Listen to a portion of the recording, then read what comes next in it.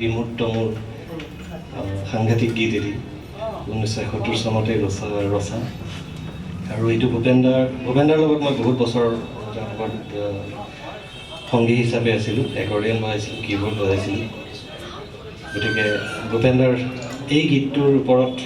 মই কিছু কথা ক'ম যে ষ্টেজত ভূপেন্দাৰ পৰা মই কি শিকিছিলোঁ, ভূপেন্দাই সংগীতৰ কেনেকৈ ব্যৱহাৰ কৰিছিলে, এই গীতটো মই সেইকাৰণে লৈছোঁ। গতিকে ভূপেন্দাই এইটো গীত এবষ্ট্ৰাক্ট পয়েট্ৰি বুলি কয়, গতিকে সাংঘাতিক গীত আপোনালোকে জানেই।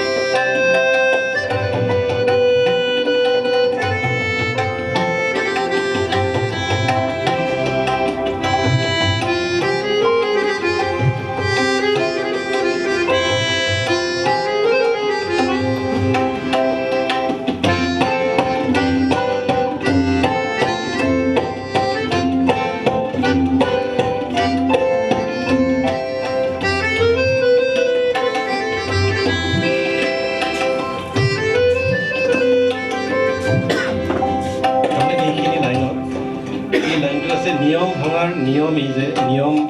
নিয়মাকাংক্ষী বাটৰ এইখিনি যেতিয়া ভূপেন্দাই গায়, আমি অৰ্কেষ্ট্ৰেশ্যনটো ইমান জোৰে লাগে যে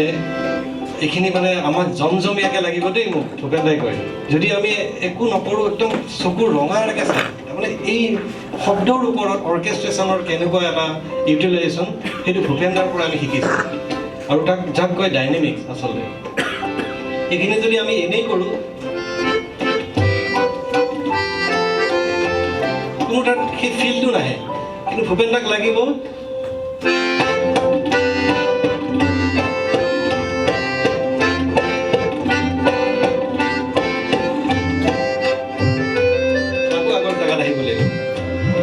তাৰপিছত আৰু সাংঘাতিক আছে কোমল আঘাত প্ৰতি আঘাত সেইটোত মানে একেবাৰে আমি যে নাই আৰু তেনেকুৱা কৰিব লাগিব তাৰমানে এইখিনি হঠাৎ আহি আহি কেনেকুৱা এটা অৱস্থা হৈ যায় আমাৰ চাবচোন দেই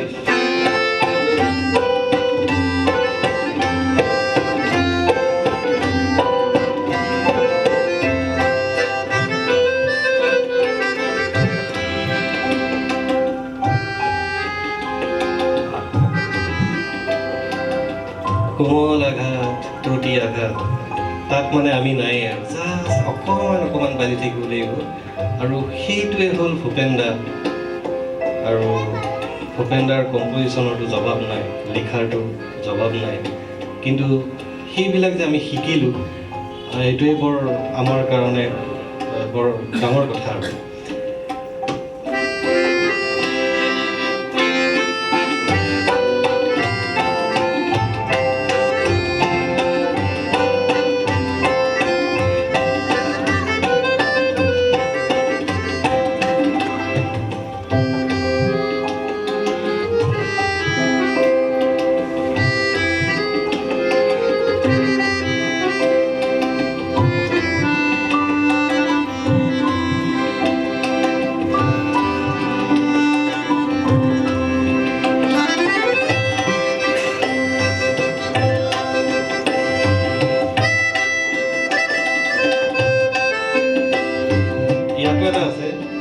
দূৰৈৰ আৰ্তনাদৰ নদী সেইটো নোটটো ইমান ওপৰত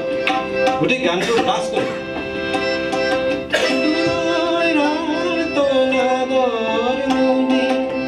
কিন্তু আজিকালি মোৰ ষ্টুডিঅ' এটা আছে বহুত বিভিন্ন ধৰণৰ কম্প'জাৰ আহে কিন্তু তেওঁলোকৰ এই কথাৰ ওপৰত সুৰৰ তাৰমানে কিছুমান বস্তুত মিল নাথাকে সেইদিনাখন এজন কম্প'জাৰ আহিছিলে আকাশৰ তৰা কিবা এনেকুৱা এটা আছিলে তেওঁ দেখিছে আকাশৰ তৰা খালি আকাশটোতো তলত আহিব সেই ভূপেন্দ্ৰৰ সেই বস্তুটো সাংঘাতিক গতিকে ভূপেন দা কিন্তু এনেকুৱাও কৰিব পাৰিলে হয় কিন্তু নকৰিলে